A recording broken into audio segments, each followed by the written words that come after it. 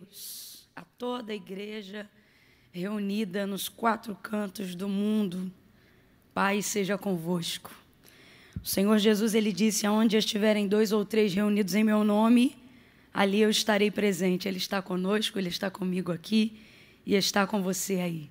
Deus confiou ao meu coração uma palavra para esse momento e eu queria compartilhar com você. Se encontra no livro de Atos dos Apóstolos, capítulo de número 9, versículos de número 10 em diante. Atos dos Apóstolos, capítulo 9, versos de número 10 em diante.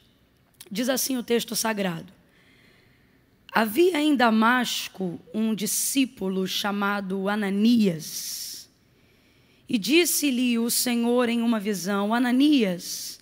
E ele respondeu: eis-me aqui, Senhor. E disse o Senhor: levanta-te e vai à rua chamada direita e pergunta em casa de Judas por um homem de Tarso chamado Saulo, pois ele está orando. E numa visão ele viu que entrava um homem chamado Ananias e punha sobre ele a mão para que tornasse a ver. E respondeu Ananias dizendo ao Senhor: Senhor, de muitos ouvi acerca deste homem, a quantos males ele tem feito aos teus santos em Jerusalém, e que aqui tem poder dos principais sacerdotes e dos que invocam o teu nome para prender. Disse-lhe, porém, o Senhor: vai, pois este é para mim um vaso escolhido para levar o meu nome perante os gentios, os reis e os filhos de Israel. Glória a Deus, amém, por essa palavra. Essa passagem é uma passagem muito conhecida porque a narrativa de Atos, capítulo 9, ela trata sobre a história da conversão de Saulo, quando ele ia pelo caminho de Damasco, com autorização, com cartas para levar presos alguns a quem ele considerava serem de uma seita, tendo em vista que ele não acreditava que Jesus Cristo era o Filho do Deus vivo. E nesse caminho ele viveu a sua maior experiência com o Senhor. Posterior a esse momento, como escamas ficou cego, como escamas nos seus olhos lhe cegaram. E ele entrou em Damasco como Deus queria, não como ele queria, após a conversão, após a experiência, e estava dentro de uma casa, aguardando ali. O texto vai dizer que ele ficou 3 dias sem ver, sem comer, ficou ali quieto e, de acordo com o relato, cego. Dentro desse período, o Senhor visita Ananias, um discípulo amado daquela região, e compartilha com ele aquilo que estava acontecendo com Saulo. E diz para ele que ele precisa ir até essa casa onde está Saulo, porque este homem teve uma visão, o próprio Senhor também confiou uma visão a Saulo na casa onde ele estava, que um homem chamado Ananias entrava na casa que ele estava, impunha as mãos sobre ele, e assim ele seria curado daquela cegueira, ele seria livre daquela cegueira momentânea. Ananias então ouve essa instrução do Senhor: olha, Ananias, vai na casa onde está esse homem, você vai encontrar ele lá, ele está orando, e ele teve uma visão, e é você que vai até lá, vai impor as mãos sobre ele, e vai lhe restaurar a visão. Ananias, quando ouve Saulo, quando ele faz dimensão de quem Deus está falando, imediatamente ele responde o que a gente acabou de ler aqui na palavra. Ele diz: Senhor, de muitos eu ouvi que este homem, que homem? Este que o Senhor acabou de falar, só estou parafraseando só para a gente entender. Ele é um homem vil, sanguinário, ele é um homem perseguidor. Inclusive, ele tem autorização dada pelos maiorais para levar em cárcere, para levar presos todo aquele que invoca o seu nome. É interessante a colocação de Ananias, porque, obviamente, no susto da receptividade da mensagem, Ananias é como se estivesse dando para Deus uma notícia que Deus ainda não soubesse, ou como se ele estivesse querendo aferir se ambos estavam falando do mesmo Saulo, da mesma pessoa. E, obviamente, a resposta do Senhor não é contrariando absolutamente nenhuma das palavras que Ananias havia dito sobre Saulo, porque, de fato, ele tinha cartas de autorização de maiorais para levar preso aqueles que ele considerava ser uma seita, ou seja, todos aqueles que se enquadravam no mesmo perfil de Ananias, aqueles que invocassem o nome do Senhor. Então, a primeira coisa, bate a informação, porque, de fato, eles estão falando da mesma pessoa. O Senhor está falando da pessoa que Ananias está temendo naquele momento. Obviamente que ele não vai retirar nenhuma das palavras que Ananias falou. Há uma concordância. Sim, Ananias, é esse Saulo aí mesmo que você acabou de dizer. Estou parafraseando para a gente entender. Mas, a despeito do que Ananias havia dito sobre Saulo, e obviamente Deus sabia do que todo mundo sabia e também sabia do que ninguém sabia, ele vai responder a Ananias dizendo: vai, porque este é para mim um vaso que eu escolhi e que escolhi para muito padecer por esta obra que você também faz, Ananias. Vai, veja, não é o ponto principal daquilo que eu quero confirmar aqui, mas vale aqui esse acréscimo. Quando Deus compartilha conosco uma informação dessa envergadura, né, uma revelação como ele fez a Ananias quando visitou para compartilhar essa situação e contar com ele nessa situação com Saulo, ele não foi perguntar a opinião de Ananias, ele não foi perguntar o que Ananias pensava acerca do que o Senhor, acerca do que Deus estava direcionando ele a fazer. Ele só foi comunicar aquilo que ele tinha que fazer, mas obviamente, assim como qualquer um de nós, quando Ananias se deu conta de quem estava falando e ele tinha informações sobre a pessoa que Deus estava falando, ele colocou o seu parecer e mesmo assim Deus disse: vai. E isso deixa para a gente bem claro uma coisa: quando Deus traz para a gente uma revelação, uma palavra, uma informação, seja acerca de um tempo, seja acerca de uma pessoa, a respeito de alguém, Deus não está vindo conversar conosco sobre aquilo. Deus está vindo nos dar uma diretriz dentro daquilo, e fazer parte do plano de Deus é uma honra, e ciente disso, isso já deve ser o suficiente para ouvir, ficar atento e agradecer, e se envolver no plano de Deus. Isso já é uma honra. Não cabe aqui opiniões. É basicamente a mesma coisa que aconteceu quando o Senhor conversou, quando o Senhor chamou a Moisés na sarça que queimava, que ardia, mas não se consumia, diante daquilo que Deus estava falando. Moisés, sabendo quem era Faraó e sabendo aquilo que Deus estava o enviando e mandando ele fazer, ele vinha num contraponto, como se ele também estivesse trazendo alguma informação nova de Faraó para Deus, e dizendo: mais Senhor, e por fim, quando isso já não era bastante, ele disse: olha, mas eu também sou pesado de língua, colocando uma série de argumentos para tentar dissuadir Deus da ideia de enviá-lo para libertar o povo. E eu me lembro também que nessa ocasião, a expressão que Deus usou para Moisés foi a mesma que usou com Ananias, dizendo: vai, vai. É interessante porque, primeira coisa, nós precisamos entender que se Deus está compartilhando algo conosco, não é porque ele tem necessidade de conversar com a gente. Deus não toma conselho com ninguém. Quando Deus vem e fala alguma coisa conosco, é porque ele está querendo nos incluir no seu plano. E isso para nós deve ser uma honra muito grande. Então, não cabe opiniões. Camila, por que você está dizendo isso? Estou dizendo isso porque no susto da informação, envolvido pela notícia, olhando as circunstâncias que estão à nossa volta, sejam elas como a condição de Ananias diante da informação que ele tinha, seja ela como Moisés diante da informação que ele tinha, no susto, a gente quer dizer: olha, não posso, não dá, não vai. E se for sobre alguém, a gente fala até o que sabe sobre essa pessoa: olha, é assim, é assado, é desse jeito, é daquela maneira. Mas a palavra de Deus para você nesse momento é: vai. Vai. Vai para onde, Camila? Vai para o quê, Camila? Não sou eu que estou dizendo, mas o Espírito Santo de Deus está dando uma diretriz, está te incluindo num plano nesse momento, para algo que glorifica o nome de Deus na sua vida e, por que não dizer, na vida de alguém que está próximo a você aí agora. E você fica colocando circunstâncias, fica olhando para as circunstâncias, emitindo a sua opinião diante daquilo que Deus está falando. Mas Deus não te trouxe para esse momento, não está me usando aqui agora para dizer: olha, eu vim conversar com você. Talvez num outro momento, mas nesse momento, para quem está ouvindo esta palavra agora, Deus está dizendo: ei, eu vim aqui te dar um comando, e esse comando é: vai. Vai a despeito do que você ouviu, vai a despeito do que você pensa sobre o comando que Deus está te dando. Fique com a palavra que Deus está te dando. Então Ananias vai ficar nessa situação.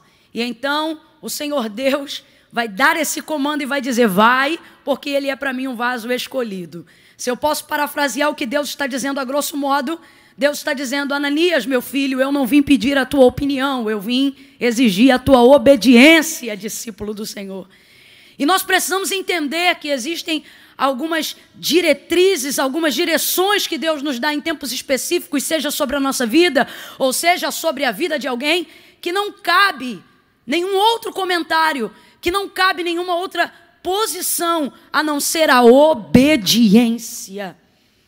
Diante da direção que Deus tem te dado, diante da direção que Deus tem te confiado, seja obediente.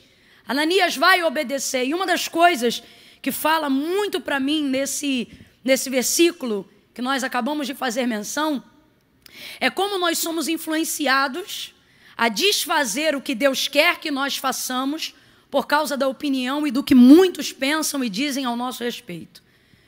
Quando não, quantas vezes nós, em razão do muito que ouvimos acerca de alguém, determinamos uma opinião ou emitimos um juízo de valor sobre a vida de uma segunda ou terceira pessoa. Quem sabe você está aqui, aí, ouvindo esta palavra agora, e está preocupado com o muito que andam dizendo ao seu respeito. Preocupado com o muito que andam falando sobre você. Preocupado com o muito que envolveram o seu nome. E veja como aquilo que Ananias pensava sobre Saulo não mudou o que Deus havia determinado a respeito dele. Deus está me usando aqui agora para dizer isso para você que está acompanhando nesse momento.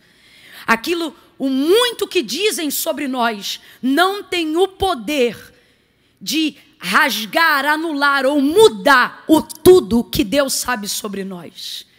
É verdade que nós nos preocupamos muito com reputação e isso é muito importante. É importante, a reputação é o que dizem que eu sou. E não podemos ser levianos e dizer que Deus não se importa. Ou melhor, eu não me importo com o que dizem que eu sou. Isso não é verdade, a gente se importa. Inclusive, essa é uma das únicas maneiras da gente construir um testemunho eficaz. Construindo também com ele uma reputação que faça as pessoas olharem para Cristo em nós. Mas reputação ainda não é mais importante do que caráter. Então, se eu puder aqui falar rapidamente a grosso modo, eu diria que reputação é o que dizem sobre mim. Reputação é o que dizem que eu sou. Caráter é quem Deus sabe que eu sou, independente do que andam dizendo ao meu respeito. E Deus estava trabalhando no caráter de Saulo. Na sua conversão, Deus não estava agindo com a opinião pública. Isso os frutos iam dar. Isso os frutos iam testemunhar. Deus estava trabalhando no caráter dele. Essa experiência que Saulo teve com Deus não foi uma experiência para mudar primeiramente a sua reputação. Foi uma experiência para mexer com tudo aquilo que estava no seu interior. E às vezes a gente está tão preocupado com a opinião das pessoas, com muito que andam dizendo ao nosso respeito, que a gente acha que isso também vai influenciar Deus e a obra que Ele tem na nossa vida. Quantas pessoas paralisadas pelo muito que andam dizendo, quantas pessoas perturbadas e angustiadas pelo muito que andam dizendo. Não o bastante, eu não estou falando só de comentários levianos, mas por que não dizer do momento que nós estamos vivendo, de uma pandemia mundial, onde tantas informações estão circulando e poluindo, por que não dizer, a nossa mente, uma vez que a gente está querendo se informar de todos os lados, e o Senhor está dizendo, não há absolutamente nenhum muito que alguém diga sobre o mundo, não há absolutamente nenhum muito que alguém diga ao seu respeito, que tenha poder de sufocar tudo o que eu sei ao seu respeito. Ele é o alfa e o ômega, Ele é o mesmo ontem, hoje e será eternamente. Camila, por que você está dizendo isso? Para lembrar a você que você serve ao Deus do passado, do presente e do futuro. Então nunca permita com que o muito que alguém diga tenha o poder de abalar o tudo que Deus tem ainda para fazer ao nosso respeito, ou tudo que Deus determinou ao nosso respeito. Veja, Ananias é discípulo do Senhor, Ananias é amado do Senhor, mas nem Ananias, aquele a quem o próprio Deus estava usando, diante das informações que ele colocou, foi o suficiente para frear a ação de Deus em direção à vida de Saulo. A palavra do Senhor para Ananias, depois de tudo que ele ouviu, ainda foi a mesma desde quando ele iniciou. E a palavra foi: vai. Aleluia. Oh, aleluia. Nós servimos ao Deus Todo-Poderoso. Não há absolutamente nenhum muito que tenha o poder de sufocar o tudo de Deus. O tudo que Deus é, o tudo que Deus sabe, o tudo que Deus faz, o tudo que Deus pode. Esse é o Deus que nós servimos. Nós estamos vivendo em um tempo onde alguns andam com muito medo. E o Senhor está ministrando essa palavra para você compartilhar com alguém agora, para você ministrá-la sobre quem está à sua volta aí agora, para você ouvi-la nesse momento. E Ele está dizendo, seja o que for, não há nenhum muito que estejam dizendo contra você, que seja maior do que o tudo que eu sei sobre você. Coloque agora numa balança o muito que você sabe, o muito que você ouviu, o muito do medo que você sente, o muito do que você está sabendo, e coloque no outro prato, do outro lado da balança, o tudo de Deus. E você vai perceber que o tudo de Deus tem peso sobre qualquer muito. E é basicamente isso que Deus está trabalhando, que Deus está falando através da vida de Ananias para ir até onde Saulo está. Em Gênesis 17, o Senhor disse a Abraão: Abraão, eu sou o Deus Todo-Poderoso. Todo-Poderoso. Eu quero, através dessa palavra, dizer para você que o Deus do tudo também é o Deus do todo. O texto vai dizer aqui, em Atos 9, no verso 21, que depois que Ananias entrou na casa, impôs as mãos sobre Saulo, as escamas lhe caíram dos olhos e a sua vista voltou ao normal. O texto vai dizer que logo em seguida ele foi se esforçando. Verso 21, verso 20. E logo nas sinagogas pregava que Jesus era o Filho de Deus. E todos os que o ouviam ficavam espantados, porque sabiam quem ele era.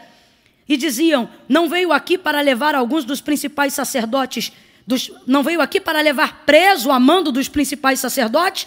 E o texto diz que ele se esforçava e com isso confundia os judeus. Por quê? Porque a informação que eles tinham de quem ele era, com a atitude de quem ele é agora, deixava eles espantados. O que é isso? A gente sabe muito, gente, mas só Deus sabe o tudo. Você sabe muito de alguém, mas Deus sabe tudo sobre esse alguém. Salmos de número 3, verso de número 2, o salmista vai salmodiar e ele vai dizer que diziam acerca dele: muitos dizem, não há salvação para mim em Deus, mas tu, Senhor, tu és o meu escudo, és o que levanta a minha cabeça. Ele está dizendo, é o Senhor que me protege, que me guarda e que me dá dignidade para andar de cabeça erguida. Eu não sei o que andam dizendo, mas eu posso te dizer o que a Bíblia diz ao seu respeito. E a Bíblia é toda a palavra de Deus. A palavra de Deus é o verbo vivo feito em carne. É tudo que nós temos em Cristo está aqui. É por aqui que nós compreendemos todas as coisas. Se está sobrando muito medo, é porque está faltando palavra de Deus. Mas Deus te trouxe a essa tela onde você está assistindo agora para dizer para você, eu sou o Deus Todo-Poderoso. Eu sou o Deus que tenho tudo, que posso tudo e que tenho o controle de tudo. Aleluia. Disseram para João Batista, João, tu és o Cristo? E por que disseram isso para João? Achavam que ele era o Cristo porque ele era poderoso, ele enchia o deserto, as pessoas ouviam a sua palavra, ele era virtuoso demais. Então disseram, João, tu és o Cristo? E ele disse, não, eu não sou o Cristo. O Cristo é alguém que virá após mim, porque já foi nascido antes de mim, e por isso é primeiro do que eu. Mas eles diziam, João, tu só pode ser o Cristo porque tu és poderoso. E ele disse, não, após mim vem um que é mais poderoso do que eu. Ele é o Todo-Poderoso. Entregue a sua vida ao Todo-Poderoso. O nosso Deus é um Deus de todo, é um Deus de tudo. Vai ver, você ainda não crê com tudo porque ainda não entregou a sua vida ao Todo-Poderoso. A palavra do Senhor, ela é fiel e ela diz, entrega o teu caminho ao Senhor, Confia nele. Não diz, e ele fará. Diz, e tudo ele fará. E tudo ele fará. Entregue o teu caminho ao Senhor. Confia nele e tudo ele fará. Deus abençoe você. Deus abençoe a sua casa. Em nome de Jesus.